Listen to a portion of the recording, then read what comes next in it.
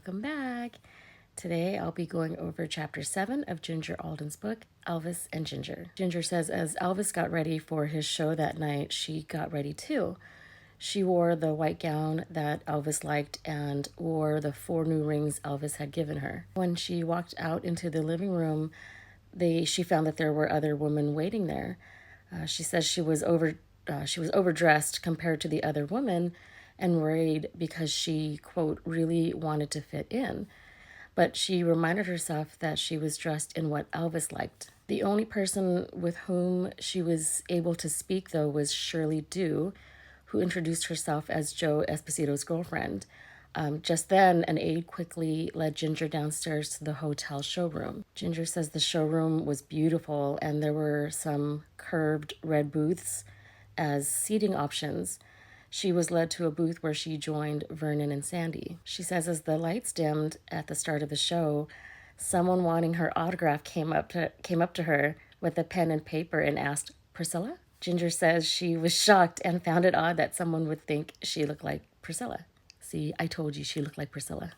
Ginger says Vernon shooed the person away. And she says the venue was small and more intimate than the other arenas that she'd been to. The show started and Elvis joked around with the audience and they felt comfortable enough to yell things back at him. She says, quote, Elvis was clearly enjoying the interplay with the audience and seemed to be in great spirits. At one point, he introduced the actress Vicky Carr, singer Glenn Campbell, and Vernon. Ginger says she got chills when he sang Softly I Must Leave You, remembering the story he had told her about that song. She says despite the smaller, more elegant venue, women still clamored to get near him. She says at various times, women in elegant gowns actually lifted their dresses and began climbing over tabletops, hoping to get close enough for a kiss or one of Elvis's scarves, but they were stopped by security. Children were lifted toward the stage where Elvis always acknowledged and connected with them. Ginger says he had a big soft spot for children. After the show, Elvis went straight into his dressing room. Ginger, Vernon, and Sandy waited in the adjoining room with a bunch of other people waiting to see Elvis. One of Elvis's aides walked into the room and told her Elvis wanted to see her, much to her delight. When Ginger entered the dressing room, she found Elvis was talking with the singer Glenn Campbell and his wife, Sarah. After introductions, their discussion continued about numerology and other subjects. Ginger was struck by how topics Elvis had recently introduced to her were already shared interest among other entertainers. Ginger says she didn't find Elvis's unconventional spiritual interests threatening. She saw them as part of his deep curiosity about life and his own destiny. She says being with him felt like taking a philosophy class that encouraged her to think more deeply and explore new ideas. When Elvis and Glenn were done talking after some time, they stepped out of the dressing room and Ginger was surprised that a lot of people were still waiting to see Elvis. She says Elvis was always generous with his time and greeted everyone there. They then returned to their suite. She says Elvis ordered room service and his dad and Sandy came to visit. Vernon gave him his, quote, curt, candid appraisal of his son's show. Ginger says she later learned Elvis valued his father's opinions on his performances far more than any other person's. Elvis said to Vernon, "You know, Daddy, Lisa's coming in." Then he turned to Ginger and told her he wanted her to meet Lisa, and Ginger told him she would love to. Vernon and Sandy left, and then an aide came in and laid a towel across the bed. Elvis's dinner was delivered. A large tinfoil pan full of lasagna. Elvis sprinkled salt all over it, and Ginger wondered if he was planning on eating the whole thing because it wasn't, the pan of lasagna wasn't portioned out. Ginger says some of the entourage guys came in, and they came in and out to speak with Elvis.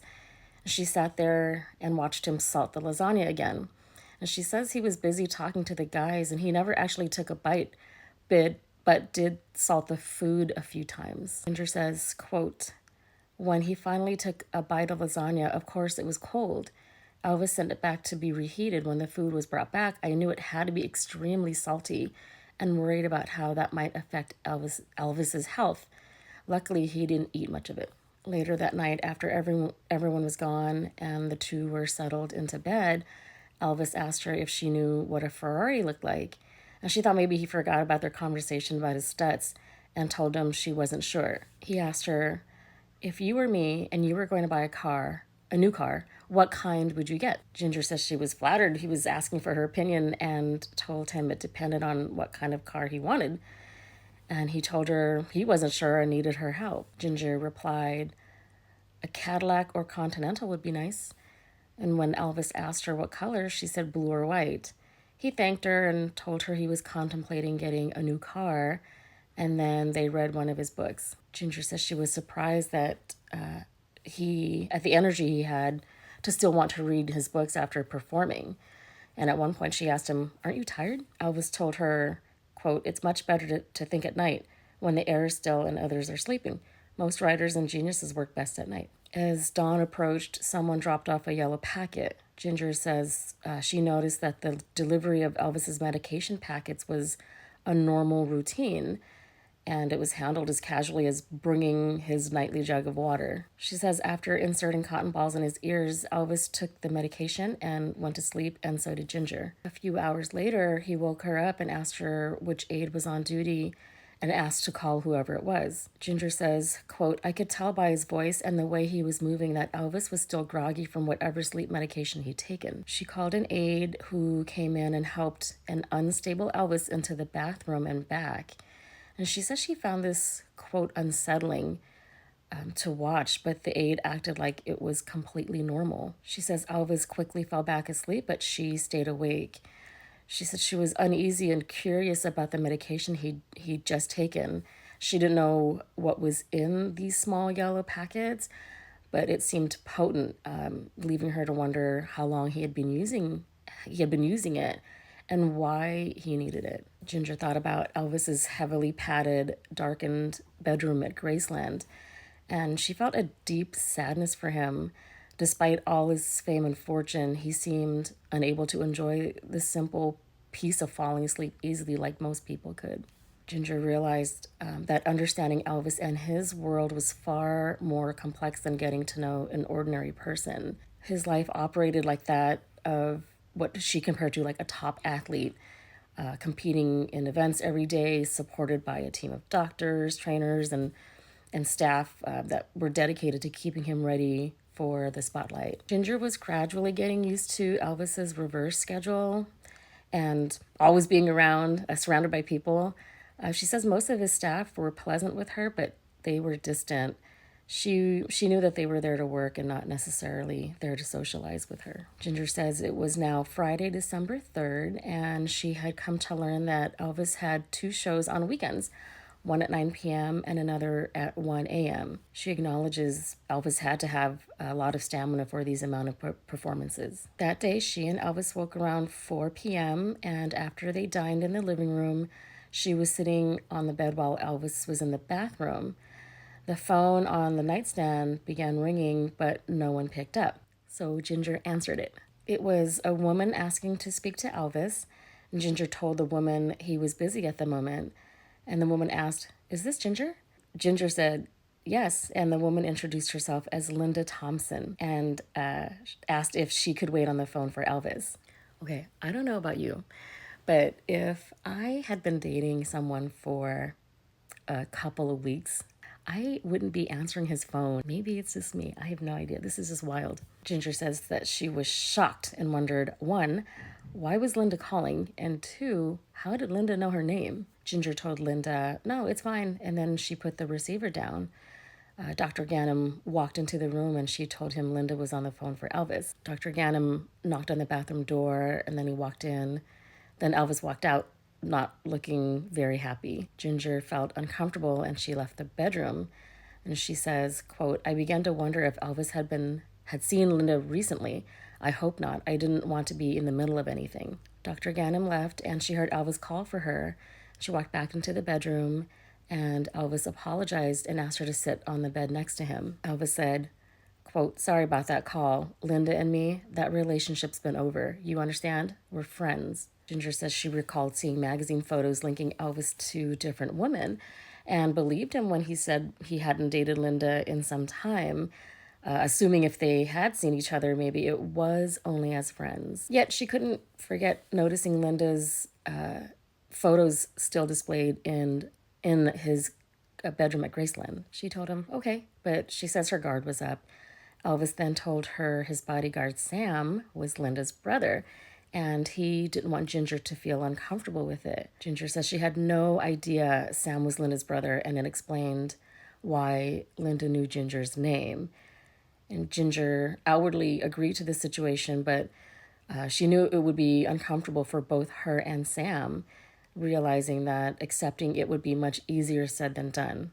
Can I just say, Elvis had to have some big courage to have Linda's brother working for him, and seeing someone else bringing Ginger in one door and then Linda out the other. That's crazy. Anyway, before Elvis's show that night, Ginger saw Elvis put eye drops in his eyes, and he told her the drops helped keep the glare down from the stage lights. That night during the show, she sat with Vernon and Sandy again, but she said she couldn't really enjoy the show because she was still really bothered by Linda's phone call. You know, now that I'm thinking about it, I wonder, so she said that Elvis walked out of the bathroom looking not very happy. Was it because Linda was on the phone, or was it because Ginger had answered the phone? Elvis sang a song called Trying to Get to You, and she listened closely to the lyrics. She said there was one line that stood out to her. Quote, "There were many miles between us, but it didn't mean a thing." Ginger says she thought that that song related to the two of them, with the miles being their age difference of nearly 22 years. Ginger says their age difference, quote, didn't mean a thing to her. She says Elvis would sweat a lot during performances, oh my God, contributing it to the stage lights and his jumpsuits. She says sweat would pour from his forehead and irritate his eyes. After the show, Elvis briefly visited with people backstage and then rushed off to their room. Once there, he lay on the bed and asked Ginger to help him. He had her place a warm, damp washcloth over his eyes, and she said she would continue to do this after some of his performances. Elvis rested for a bit and then went back downstairs for his 1 a.m. show. After that show, she was backstage, and instead of being escorted to Elvis's dressing room, he asked her to follow him. He and some of his entourage took her out a hotel back door where a brand new Lincoln Continental Mark V was waiting. Ginger was confused, and Elvis told her, "It's yours, Ginger." She was so overwhelmed with joy. She had never owned a vehicle before. Then she remembered their conversation about which type of car she thought he should buy. And she gave him a big hug, and he told her they had to drive the car from California because there were none in Las Vegas. Ginger was speechless, and all she could muster was, "Thank you." She says she was excited to test drive her new car, but Elvis turned back around into the hotel. Back in their bedroom suite, they were sitting in bed when Elvis asked Ginger if she'd ever been married before. She was surprised by the question, and she told him no. He then asked her if she had been seeing anyone before they had met, and she said yes. Then she briefly thought about Linda's phone call, and she wondered if that's what prompted these questions. She says Elvis then said, quote, "Well, I would like it if you wouldn't see anyone else." Ginger was excited that Elvis was asking for a commitment, expecting that it meant he would not see anyone else either. She told him she wouldn't see anyone else. Then Elvis again surprised her by picking up the phone receiver. He told her to call whoever she was seeing and break things off with him. Ginger says Elvis was who she wanted to be with, but he was putting her in a tough spot. She knew Larry was still holding out hope that they would get back together, and she didn't want to officially end things over the phone. Larry deserved to be told in person. He had been nothing but nice to her. She said, quote, "Elvis, I can't do that right now." She started to explain why, but then Elvis's mood changed. She says, "For the first time, I saw that he had a hair-trigger temper as Elvis picked up a full bottle of Gatorade from his night table and stormed out of his bedroom and into the middle of the suite. Ginger followed him into Joe's room where Joe was with his girlfriend. Elvis threw the bottle of Gatorade.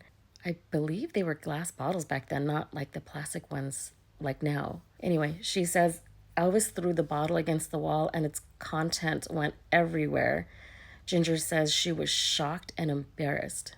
She says she again tried to explain why she couldn't do what he was asking over the phone, adding she never meant to anger Elvis.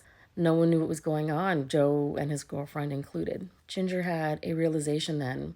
She understood that being with Elvis meant that their relationship would unfold under constant observation by his entourage and by the public. She also realized people would likely gossip or make assumptions without knowing the truth, and she questioned whether she could handle that scrutiny. She says she had no choice if she wanted to be with Elvis.